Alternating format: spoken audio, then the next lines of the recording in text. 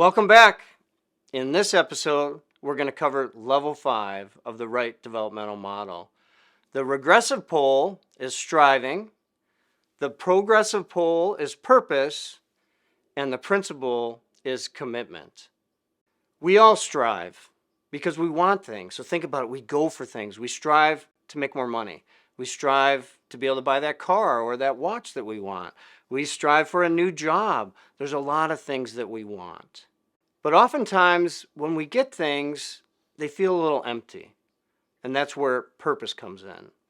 And I look at it as as we strive, we kind of start narrowing in on that purpose. We start to realize what feels good, what feels nourishing.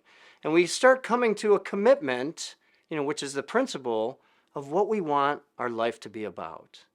When we think of striving, we also have to look at the levels below it.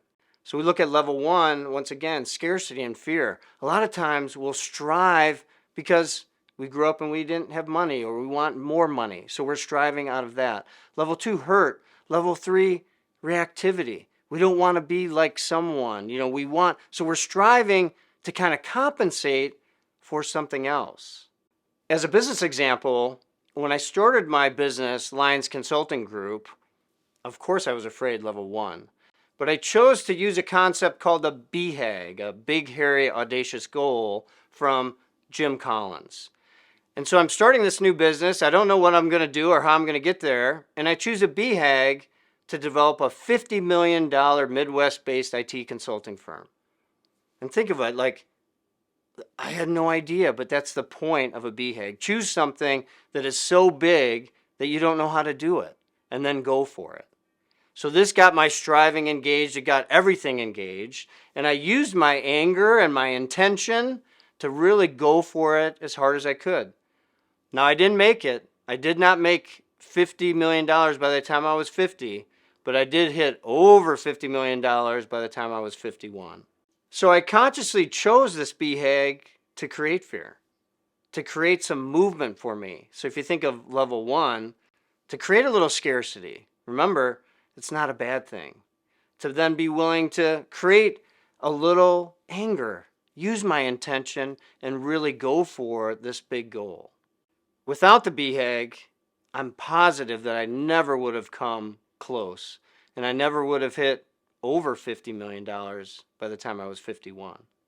As we progress into these higher levels, we have the opportunity to really see how the lower levels play in, and to really see how we can use fear to move us forward. How we can see how creating new hurts, not just relying on old hurts, but actually creating new hurts purposefully can move us forward. And using our anger and intention to get what we want. So you can see how we use these lower levels as we get to the higher levels. As a personal example, I want to talk about how striving and purpose can be reactive. A lot of my personal striving has been based on a lot of fear and a lot of hurt. Specifically, a huge fear of failure. My father started a business, but he had a lot of failure in his life. So I was kind of conditioned, don't be like your father. So I had a ton of fear around that, a ton of hurt, don't do that. And I was kind of conditioned into this message. So my striving for good grades, to be a good boy, to get a good job, to succeed at all costs, kind of came really reactively. And over time, as I started my business and had this BHAG, and obviously a lot of it, there's a lot of fear still there, but I began to kind of see this shift towards purpose and commitment and really maximizing my own potential. To summarize this level, I believe that we're always going to strive. So once again, the regressive pole is not bad, it's necessary.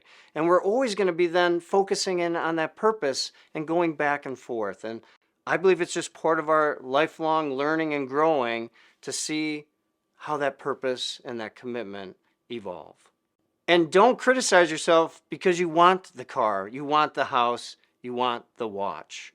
This is all our life's journey.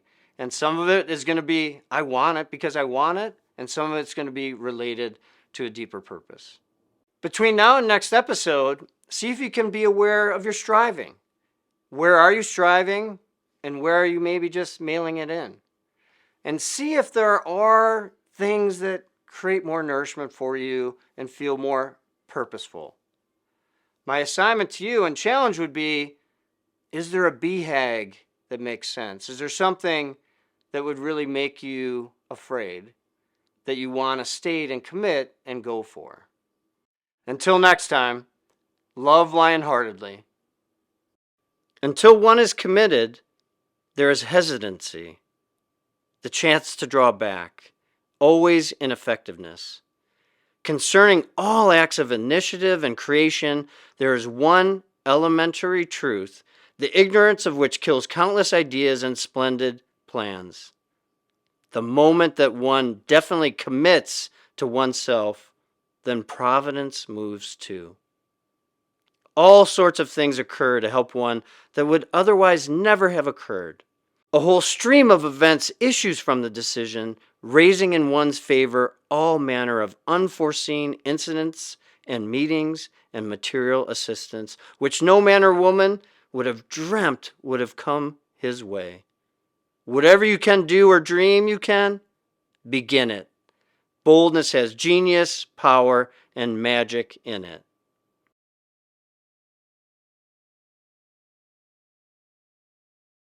Purpose and striving are a lifelong thing. I guess, again, pointing out. I'm just going to say what my belief is. Yeah, right. That's fine. I guess what I'm saying is, because there is awareness still and a choice. Like, look at how we are striving, and is there a purpose behind it? And it's okay if there's not. Come up with that BHAG. Like, where did that come from? Why? Well, it came from Jim Collins, but you mean the concept? No. I know it. Oh, I don't know. I literally was choosing something I didn't think I could ever make. That's the concept. Like, you don't think you can do it.